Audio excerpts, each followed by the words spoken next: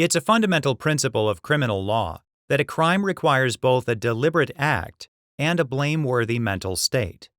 Strict liability offenses, which impose criminal liability in the absence of a culpable state of mind, contravene this basic tenet.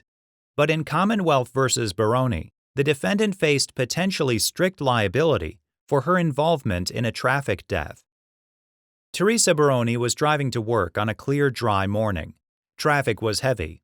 Barone came to a complete stop at a stop sign at a major intersection. She waited 2 to 3 minutes for an opportunity to cross the intersection safely. When she finally entered the intersection, believing the way was clear, a motorcycle struck her car's right side. The motorcycle's driver was killed. A Pennsylvania statute provided that any person who unintentionally caused another's death while violating any state or municipal traffic law was guilty of homicide by vehicle, punishable by a fine and up to 5 years in prison.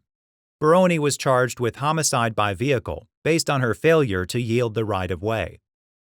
In the trial court, Barone filed a demurrer to the charge, arguing that the state's evidence couldn't support a guilty verdict because there was no proof she was at fault. In response, the state asserted that the statute created strict liability and therefore no proof of fault was required. The trial court granted the demurrer and dismissed the charges.